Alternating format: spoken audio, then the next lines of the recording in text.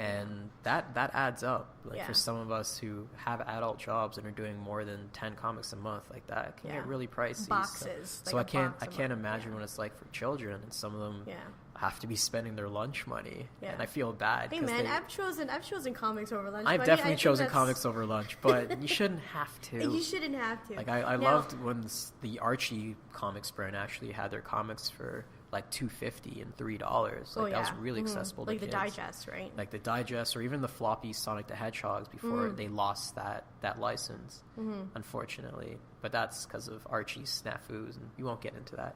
Now, do you think those dollar bins turn into pull lists for you guys? Yes, a lot during things like Free Comic Book Day. It's like the free comics and even those dollar comics do go a long way, but it also takes great personalities at a store and just a willingness to explain things to people because they have questions. They're like a sponge. You got to throw information at them and make them excited to be reading, because we're all excited to be reading. There was a kid that was this was in another comic book store. Not that I'm cheating on you, Shane. It's okay. But it's okay. There was this kid, and I had my comics that I have on. It's probably like a good thick, solid, Bible-worthy comic. And they thought I worked there. And they were like, oh, hey, where's the Civil War? I was like, I don't work here. And they were like, oh, sorry. And I'm like, no, but, I mean, are you trying to actually look for, like, the single issues of Civil War? Because you're not going to find those here. You know what I mean? And so I showed them, like, the trade paperback and all that kind of stuff. And I would say this kid is maybe grade 9, grade 10. So, I mean, I think we have hope for, like, the tweens to teenagers. Right. I just don't know if any younger than that will have a chance to, unless their parents are into comics, right? I know, it's also unfortunate, but I think digital comics will be the way. If those kids are motion comics, will be the first experience a lot of those younger kids are going to have with comic books now. Yeah. And because I know Marvel's doing a lot of the YouTube videos with their motion comics and the QR codes and some of the comics now that you can. I've actually never seen what the DC ones are like, but they have their own. DC digitals? Yeah. I don't know, like, the Comixology really is where I know it from. Right. Yeah. Well, Comixology, I think, is the big one for digital comics now, and they always seem to be having these sales of pay $15 and you can get 30 years worth of comics. I know, but you know what? And I'm sorry. Like, I mean, digital comics, I do read them, but I read them because I don't have all the room in the world to keep comics, but I still want to know what's going on. But no, of course, they're not going to be the same experience, and you don't really own them. Right. You're really just paying for a temporary license. It's like owning anything digital.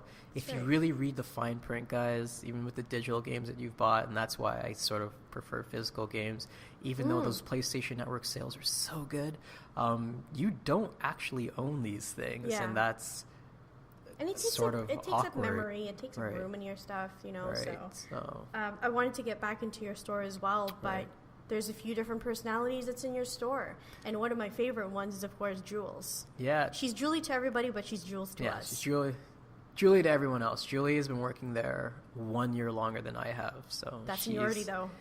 That's seniority. Does she get the bigger bins? No. So how it works is she's got more bins. I've got more of the regulars, the VIPs. The bougies? So, yeah, she's got the first, let's say, she's got from 0 to about 650, and then I've got from 650 to 999, and then everyone who's on the wall, and the wall is where our VIPs are. Yeah. But where the pristine comics, and they have to be there like Wednesday morning. Julie is very good at what she does too. Yeah. So, but like because our filing system is we use the last 3 digits of your phone number. That's right. And it works out that way. But even though she has technically more bins than me, she quite often finishes before me. Yeah. Because everyone on the wall has these super long lists. And some people are very anal about the condition of their comics. Like everyone is. Everyone likes to have things that are pristine. You're paying good money for it. Yeah. So you might as well. We like to take care of things, but I try to be very meticulous. And sometimes And you taught me how to bag and board properly. That's right. So.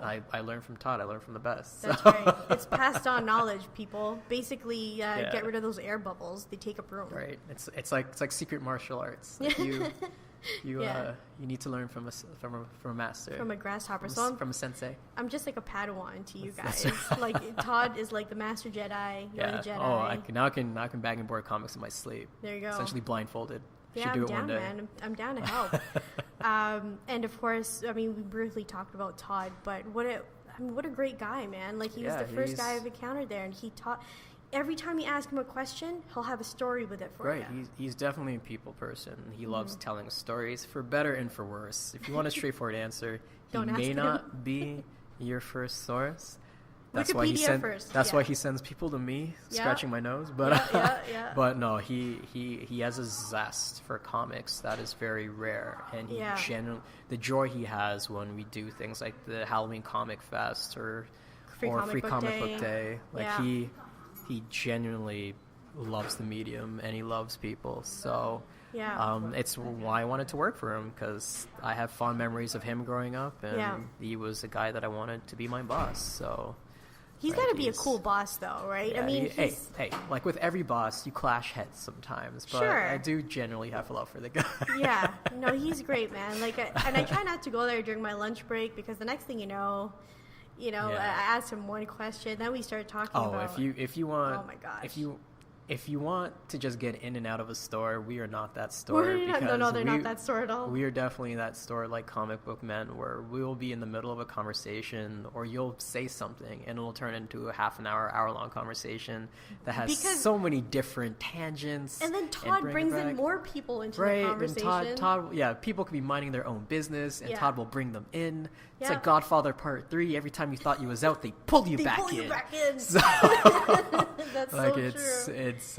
It's definitely we pride ourselves in being authentic like that. That's awesome, and I've we're always an old school store. I love that. I love the communication that I have in that store, because I've made so many different friends in that store. Like, I mean, whether or not they're friends that I know their names, but whenever we see each other, we're like, hey, what's good? What are you reading? Goodness, the friendships that I've made through that store, and even just being able to have friendly faces at things like the Fan Expo. Like, my posse that I go to the Fan Expo with every year, and I've been going for 15 years now, was because of that store. It's people amazing. That I met there, and then 7 Degrees of Kevin Bacon. I met other people and lifelong friendships. The people I went with to see Infinity War with. A guy I met at the comic book store. And I'm very thankful for the place that it's had in my life, and the friendships that I've made. So, like, me and you started in that store too, man. That's right. So, like, and the thing about that store I find as well, like, there's a different homey feel to it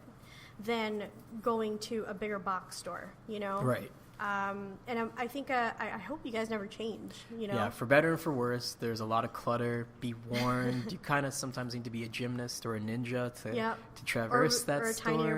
Or a tinier person. That helps. But I mean, we will eventually find what you're looking for. Yeah. There's some other stores in the city that are great. I'm not going to talk trash about anybody, because they're all great. We're all in this struggle together. And you know what, Mississauga, Brampton comic book stores, I've never really had a bad experience in any of them. Right, like I love going to Stadium in Brampton. I love Comic Book Warehouse. When I was big in the Hero Clicks, I used to get a lot from there. Gotham Central is doing amazing things with the artist community. Like, they're doing the local support. It's really cool what they're doing over there. So, like I said, I have no ill will to anybody. I hope everyone thrives. I hope we all have all the customers in the world. So well, I mean, you know what? That's also what I'm trying to essentially do with Comics Inc. is to start bringing people in this community. There are people more than you could think of that can answer your questions, and we're not going to be snooty about it. Right. Because if you're actually really interested in diving into why this happened in this movie, what connects this to a comic book story, hey man, we're all there. Right. I mean, I don't even work there. People ask me questions, right? So people aren't going to turn you away. I'm sure you have 1,000 favorite memories in Image. Is there anything that comes to mind? Oh my God. There's so many. So the very first sort of thing, or sort of major thing I can remember is, I think it was during the Bread and Honey Festival one year, And that's such a Mississauga thing yeah, to say too. And Flair had, I think it was called the Flipmaster Championship. Sure. And it was a game that Todd seemed to love, but it's like when you throw a card at a wall, and whoever got the edge of their card closest to the wall would win all the cards that were thrown. Is this a drunk game?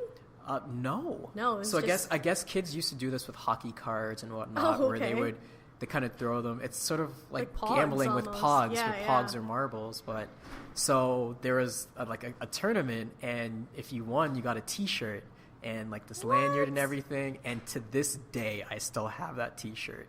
There are holes in it because I won, guys. What I a won. throwback. Yeah. So, but I remember winning that, and I guess that experience is what made Todd an enduring figure to me. Yeah. And yeah, that was sort of the beginning of the end of my free time. So, and then we became adults. But that was my favorite. And yes, I am definitely Streetsville through and through. Benny Honey Festival's coming up in a month. I will be there. Yeah, we will be there for sure. Yeah, Willow Way and Hazel McCallion alumni. That's I didn't go to Streetsville Secondary. My brothers did, but yeah, I have. No matter where I am in life, I'll always have a fond place for Streetsville in my heart. So. And you know what? Streetsville is very, very special to me, too, because I came here from Toronto. So I grew up in Bathurst and King area. And I remember moving to Mississauga, and I've said this in other podcasts as well, but I was bummed out, man. I was like, what the hell is Mississauga? Why did you take me here? Like, Mavis Road literally was just there was no Mavis heartland. Ended at Britannia. Yeah, man. There was no off ramp. It was just a big field. Yeah. Everybody who lived in Mississauga prior to 1998, you guys know.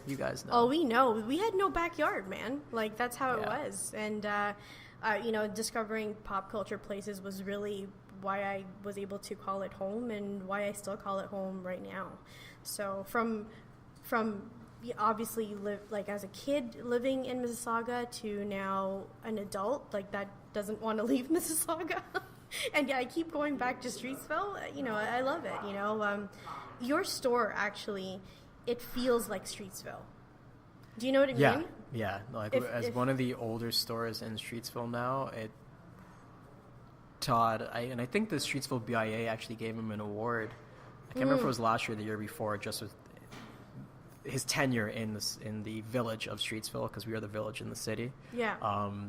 But yeah, he is, I'd like to say, an integral part of the fabric of Streetsville at this stage. Yeah. So it's there's so right over at the cash register. So if I'm looking at it, to the right of it, there's a column. There's a column, and most of the newsworthy sort of events. That's where it is. That's where they go. So because actually one of our customers was the little girl that was, I think, Tatiana Mazzolini. I can't remember how you say her name, but the star of Orphan Black, the one who played the young version of her. She's local. Mm-hmm. So when she came, we took pictures of her, and that went up on the wall. That's awesome. The award for the Streetsville BIA, that went there. For the 25th anniversary, someone did an amazing drawing of everyone. That's the one that I was thinking of. Yeah, you made it to that. You and Jules were in that one. Yeah, we're in that one. I can't remember who did. I want to say Daniel Wong, but we've had so many amazing artists that have come through that store. Some of the guys from Spent Pencils. Mm-hmm. Great guys. Arnold and them, right? Yeah, Arnold and Vince. Still, you know what? Let's give them a shout out. Actually, Spent Pencils. You guys are awesome. Yeah, I think I just saw Vince's first comic recently. His first printed comic. I'm so proud of that happening. Daniel just had his own printed comic recently, and that's been selling fairly well at the store because we like to push local authors. So, if you have a passion, guys, don't give up. We've got a lot of people from even just the Peel region in general that is they're big in the industry. They're writers. They're illustrators. You work with one of them, right? Yeah, we've got Jason Liu, and my side job, or should I say my day job, I do work for the Mississauga Library system. That's right. He's our second favorite librarian. Yeah, I'm officially a library assistant level 3B. That is my fancy, not so fancy title.